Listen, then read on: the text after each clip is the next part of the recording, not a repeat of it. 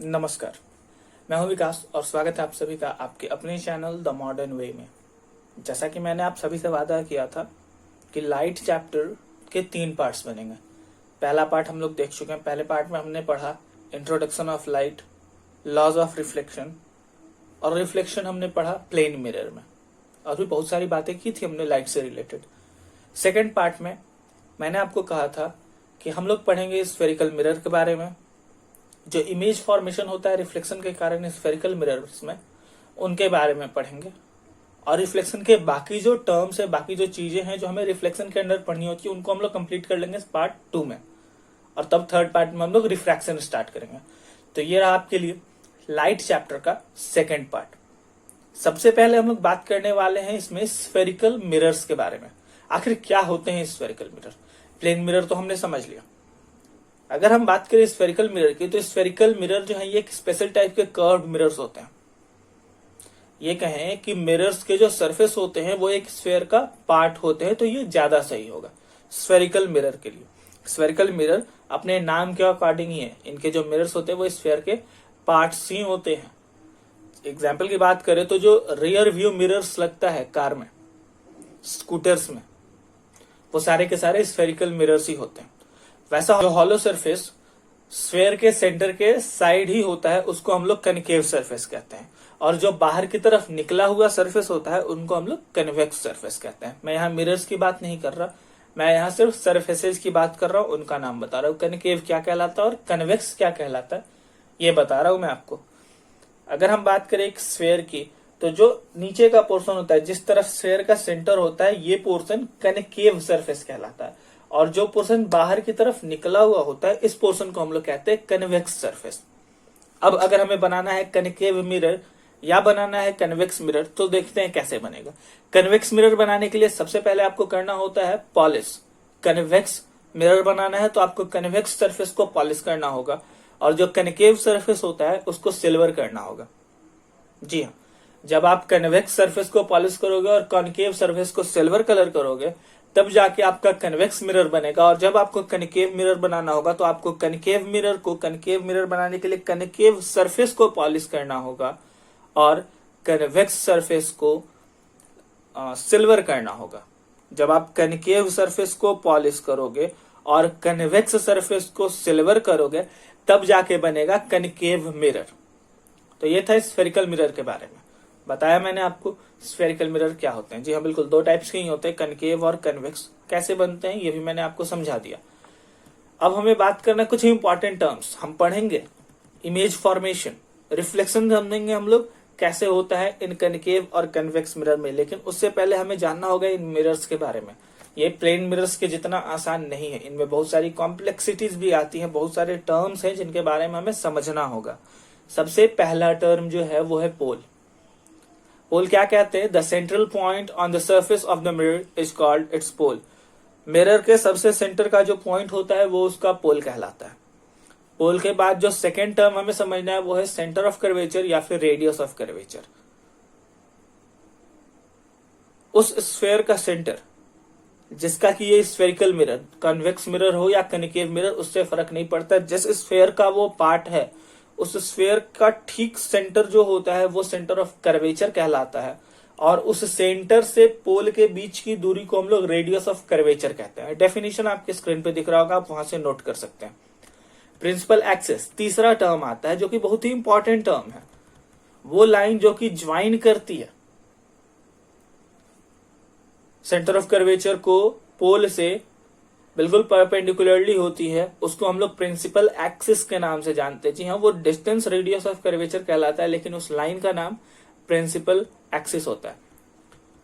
Principal axis के बाद एक बहुत ही जरूरी टर्म एपर्चर, एग्जाम में पूछ दिया जाता है और बच्चे इस पर ध्यान नहीं देते हैं, क्योंकि एपर्चर आप अभी पढ़ रहे हो। इसका ये एक टर्म आएगा, उसके बाद पूरे लाइट चैप्टर में इसका जिक्र ना के बराबर होगा, लेकिन एग्जाम में पूछा जाने वाला सवाल है व्हाट इज एपर्चर। तो एपर्चर के बारे में समझते हैं। जो सर्कुलर एरिया जो डिटरमाइन करता है कि कितना अमाउंट ऑफ लाइट इंटर करेगा, फॉल करेगा मिरर पे, वो एपर्चर कहलाता है।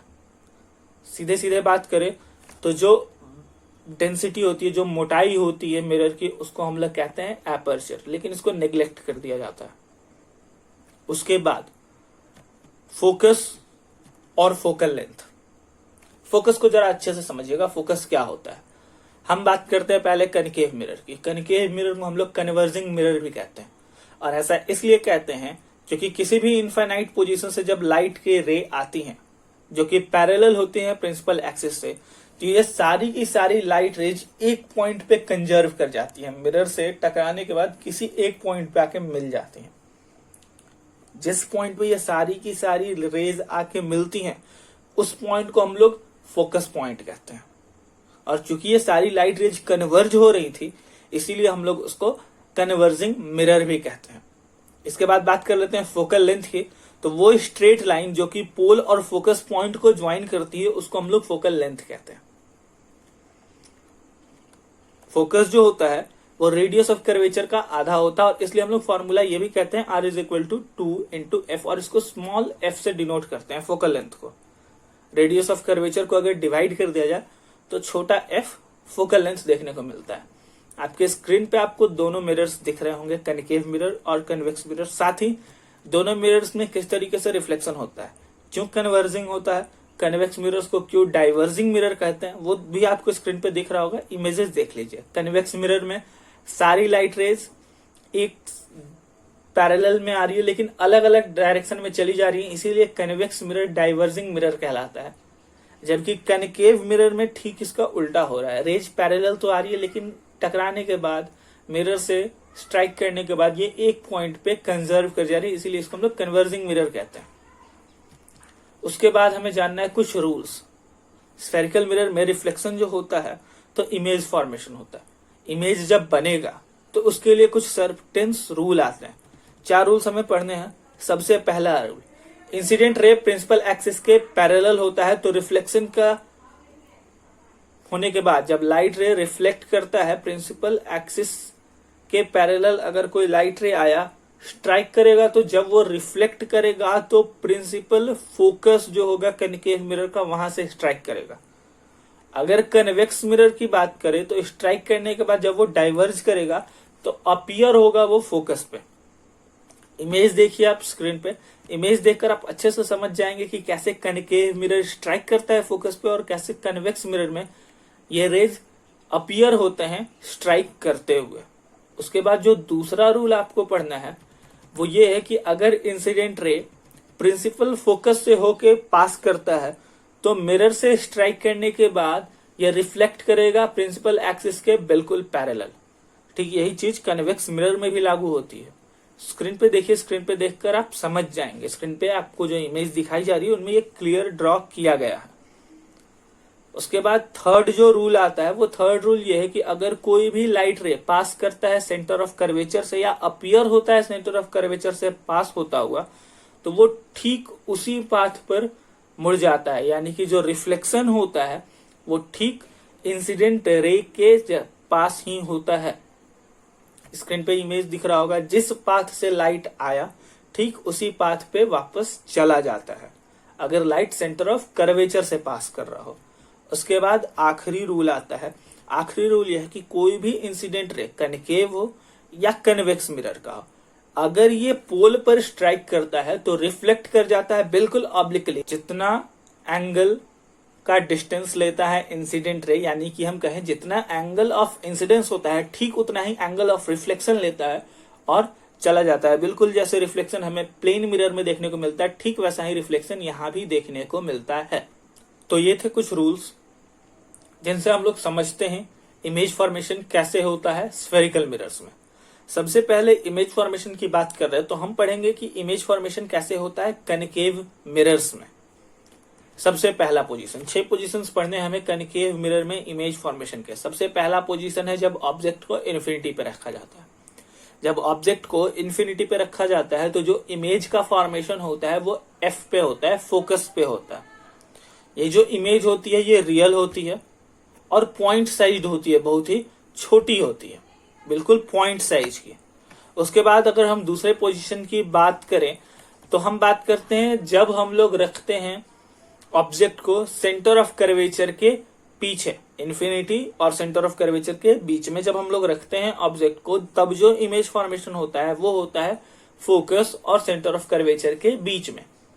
यह इमेज रियल होता है, छोटा होता है साइज में और उल्टा होता है, इन्वर्टेड होता है। उसके बाद थर्ड पोजीशन, जब हम लोग ऑब्जेक्ट को रखते हैं सेंटर ऑफ कर्वेचर पे। जब ऐसा होता है, जब ऑब्जेक्ट को रखा जाता है सेंटर ऑफ कर्वेचर पे, तो इमेज भी जो बनता है वो भी बनता है सेंटर ऑफ कर्वेचर पे। इस इमेज की क्वालिटी ये होती है कि ये इमेज होता है सेम साइज का, रियल होता है और इन्वर्टेड होता है। अगले पोजीशन की बात करें, चौथे पोजीशन में जब हम लोग ऑब्जेक्ट को रखते हैं सेंटर ऑफ कर्वेचर और फोकस के बीच में, तब इमेज बनता है सेंटर ऑफ कर्वेचर और इन्फिनिटी के बीच में। ये इमेज जो होता है ये रियल होता है, इन्वर्टेड होता है और अपने साइज से बड़ा होता है, मैग्नीफाइड होता है, इनलार्ज्ड होता है। उसके बाद पांचवा पोजीशन आता है जब आप ऑब्जेक्ट को रखते हो फोकस पे। जैसे ही ऑब्जेक्ट को फोकस पे रखा जाता है तो इमेज बनता है इन्फिनिटी पे, यानी कि इमेज आपको स्क्रीन पे अवेलेबल नहीं होगा। इमेज रियल होता है, इन्फिनाइटली लार्ज होता है, बहुत ही ज्यादा बड़ा मात्रा में होगा। जब आप पेज पे बनाओगे तो ये इमेज नहीं दिखेगा आपको। माना जाता है कि ये इमेज रियल होता है, बहुत ही ज्यादा बड़ा होता है और जहां भी बनेगा वहां वो इन्वर्टेड होगा, उल्टा होगा। अब बात करें जब हम लोग ऑब्जेक्ट को रखते हैं पोल और फोकस के बीच में। जब ऑब्जेक्ट को रखा जाता है पोल और फोकस के बीच पे, तो जो इमेज बनता है वो मिरर के पीछे बनता है। कनकेव मिरर में सिर्फ एक केस ऐसा है जब मिरर के पीछे कोई इमेज बनता है, सिर्फ एक केस। जब हम लोग रखते हैं ऑब्जेक्ट को पोल और फोकस के बीच में, तब जाके इमेज बनता है मिरर के पीछे। यही इकलौता ऐसा इमेज है इन छह पोजीशन में जो कि वर्चुअल होता है, इरेक्ट होता है और इनलार्ज्ड होता है। ध्यान रखेंगे इस बात को। ये 6 पोजीशंस है, 6 इमेज के हैं, 6 रे डायग्राम। इन 6 जगहों से हमें रिफ्लेक्शन को कॉमनली पढ़ना होता है। एग्जामिनेशन में भी ये पूछा जाता है आपके स्क्रीन पे, सबका रे डायग्राम, पोजीशन, ऑब्जेक्ट का पोजीशन और इमेज की क्वालिटी के साथ नोट्स आपके स्क्रीन पे दिख रहा होगा, वहां से जरूर नोट करें। और ध्यान देंगे कि जब भी आप इमेज बना रहे, जब भी आप रे डायग्राम बना रहे, तो वो बिल्कुल सटीक बने, बिल्कुल सही बने। थोड़ा सा भी मिस्टेक आपके पूरी मेहनत पे पानी फेर सकता है, आपको 0 मार्क्स दिला सकता है इस क्वेश्चन में, तो इसका ध्यान रखेंगे। कनकेव मिरर के बाद हम पढ़ते हैं image formation by convex mirror. Convex mirror में इमेज फॉर्मेशन पढ़ने से पहले मैं आपको बता दूं, कन्वेक्स मिरर में सारे के सारे इमेजेस वर्चुअल होते हैं और सामान्यतः सारे के सारे इमेजेस स्मॉलर इन साइज भी होते हैं। तो हम लोग 2 पोजीशंस पे पढ़ने वाले हैं इमेज फॉर्मेशन। सबसे पहला, जब इन्फिनिटी और पोल के बीच में रखा जाता है ऑब्जेक्ट को, तब जब ऐसा होता है तो इमेज जो बनता है वो फोकस और पोल के बीच में बनता है, वर्चुअल होता है, छोटा होता है और सीधा होता है। Virtual, smaller in size and erect, यही क्वालिटी होती है, यही नेचर होता है उस इमेज का, जो कि फॉर्म करता है कन्वेक्स मिरर में जब हम लोग ऑब्जेक्ट को रखते हैं इन्फिनिटी और पोल के बीच में।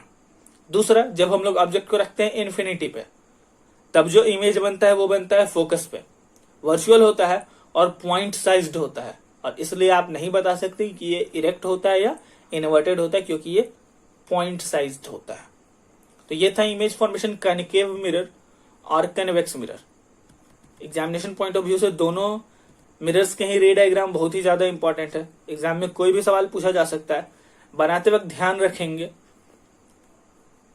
बहुत ही बारीकियों का, हल्का सा भी मिस्टेक आपको भारी पड़ सकता है। चलिए, रे डायग्राम के बाद हम लोग पढ़ेंगे कॉमन यूजेज। स्फेरिकल मिरर का कॉमन यूज कहाँ कहाँ होता है। तो सबसे पहले बात कर लेते हैं कनकेव मिरर का इस्तेमाल कहाँ कहाँ होता है। तो रिफ्लेक्टर्स के तौर पे यूज किया जाता है कनकेव मिरर को, टॉर्च में, हेडलाइट्स में, गाड़ियों की सर्च लाइट्स में, ताकि एक पावरफुल बीम ऑफ लाइट मिल सके।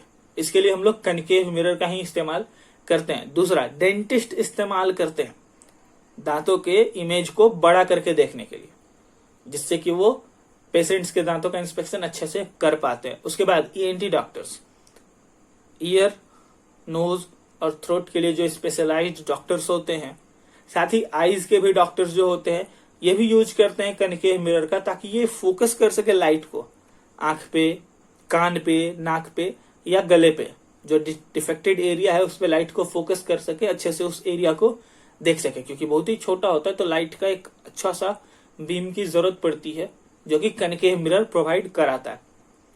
इसके बाद हम कहें तो शेविंग मिरर्स या मेकअप मिरर्स के तौर पर भी इस्तेमाल किया जाता है कनकेव मिरर को, जिसकी मदद से बड़ा और सीधा इमेज देखने को मिलता है। कनकेव मिरर्स के बाद हम बात करें अगर कन्वेक्स मिरर के यूजेज की, तो रियर व्यू मिरर्स के तौर पर यूज किया जाता है ये गाड़ियों में।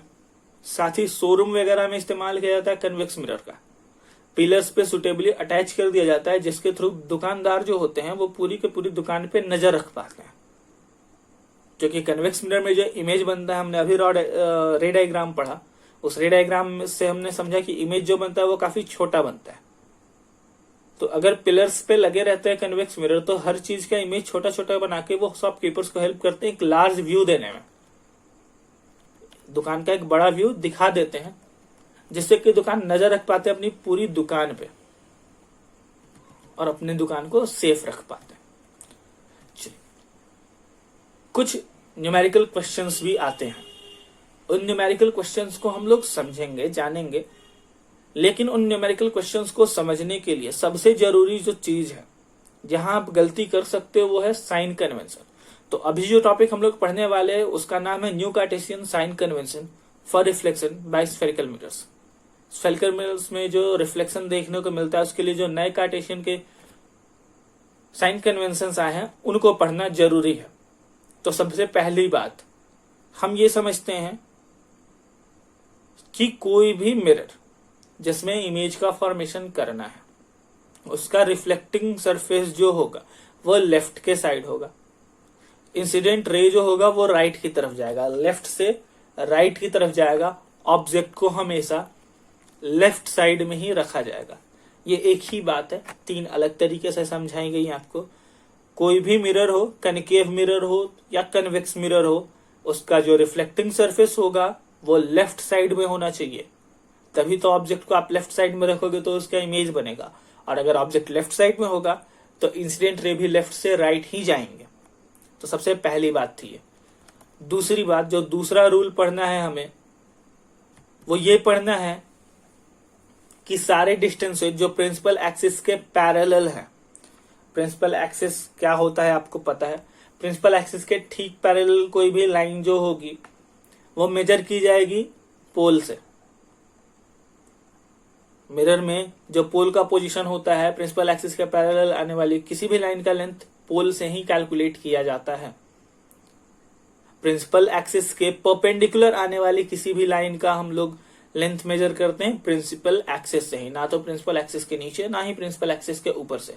लाइन कितनी भी लंबी हो या कितनी भी छोटी हो, उसका मेजर हम लोग प्रिंसिपल एक्सिस से ही करते हैं, अगर वो लाइन प्रिंसिपल एक्सिस के परपेंडिकुलर है तो।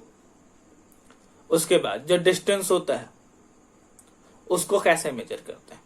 कोई भी ऐसा लाइन का डिस्टेंस, कोई भी लेंथ जो कि पैरेलल है प्रिंसिपल एक्सिस का और वो लेफ्ट साइड में है मिरर के, तो उसको हम लोग निगेटिव काउंट करते हैं। फिर से बता दूं मैं आपको, मिरर के लेफ्ट साइड में प्रिंसिपल एक्सिस के पैरेलल कोई भी लाइन निगेटिव में मेजर की जाती है और प्रिंसिपल एक्सिस के पैरेलल मिरर के राइट साइड में किसी भी लाइन को हम लोग पॉजिटिव में काउंट करते हैं। ठीक उसी तरीके से प्रिंसिपल एक्सिस के परपेंडिकुलर ऊपर की तरफ जो लाइन जा रही होती है उसको हम लोग पॉजिटिव में काउंट करते हैं और प्रिंसिपल एक्सिस के नीचे परपेंडिकुलर में कोई भी लाइन निगेटिव में काउंट की जाती है। साइन कन्वेंशन हम लोग लेफ्ट साइड में माइनस, राइट साइड में प्लस, ऊपर में प्लस, नीचे में माइनस, साधारण भाषा में कहें तो यही होता है। इसके बाद हमें जानना है मिरर फॉर्मूला, क्योंकि मिरर फॉर्मूला होगा तो ही आप कैलकुलेट कर पाएंगे जो भी न्यूमेरिकल्स आपको इस चैप्टर से मिलेंगे वो। सबसे पहले बता दूं, मिरर फॉर्मूला जानने से पहले जो ऑब्जेक्ट डिस्टेंस होता है उसको हम लोग स्मॉल यू से डिनोट करते हैं, इमेज डिस्टेंस को वी से डिनोट करते हैं, फोकल लेंथ को स्मॉल एफ से डिनोट करते हैं और इनसे जो फॉर्मूला बनता है उसी को हम लोग मिरर फॉर्मूला भी कहते हैं। ऑब्जेक्ट डिस्टेंस क्या होता है? ऑब्जेक्ट डिस्टेंस वो डिस्टेंस होता है जो कि प्रिंसिपल एक्सिस और ऑब्जेक्ट के बीच में होता है। इमेज डिस्टेंस वो डिस्टेंस होता है जो कि प्रिंसिपल एक्सिस और इमेज के बीच में होता है और फोकल लेंथ के बारे में आप पढ़ चुके हैं इसी वीडियो में। तो जो फॉर्मूला आता है वो फॉर्मूला है 1 by object distance plus 1 by image distance is equal to 1 by focal length, यानी कि 1 by f is equal to 1 by u plus 1 by v। लेकिन एफ इज इक्वल टू होता है r/2, यानी जो फोकल लेंथ होता है वो होता है रेडियस का आधा। इसीलिए हम लोग ये भी कह सकते हैं कि r/2 is equal to 1/v plus 1/u, जहां पे r का मतलब होता है रेडियस ऑफ कर्वेचर। अब बात करते हैं इस वीडियो के सबसे आखिरी टॉपिक, रिफ्लेक्शन का सबसे आखिरी टॉपिक के बारे में। ये टॉपिक है मैग्निफिकेशन। जी हाँ, मैग्निफिकेशन क्या होता है। बात करते हैं पहले हम लोग हाइट की, साइज की। जो रेशियो होता है हाइट का, इमेज का जो हाइट होता है उसका रेशियो ऑब्जेक्ट के हाइट के से, उसी ही हम मैग्निफिकेशन कहते हैं किसी भी स्फेरिकल मिरर। कहने का मतलब ये है कि किसी भी इमेज का हाइट कितना बन रहा है, अगर उसको हम लोग डिवाइड करते हैं किसी भी ऑब्जेक्ट का हाइट कितना है, तो जो वैल्यू आता है वो मैग्निफिकेशन होता है। साधारण सी बात है और यही फॉर्मूला भी है। Magnification is equal to height of image divided by height of object. यही नहीं, मैग्निफिकेशन डिस्टेंस पर भी रिलेट करता है, लेकिन ये इन्वर्टेड होता है। मैग्निफिकेशन का फॉर्मूला -v/u होता है, जहां पे v जो है डिस्टेंस ऑफ इमेज है, u डिस्टेंस ऑफ ऑब्जेक्ट है। इसलिए हम लोग ये भी कह सकते हैं कि magnification is equal to height of image by height of object, that is equal to minus image distance by object distance. तो स्टूडेंट्स, इस वीडियो में इतना ही। जल्द मिलेंगे हम लोग अपने इस अगले वीडियो में।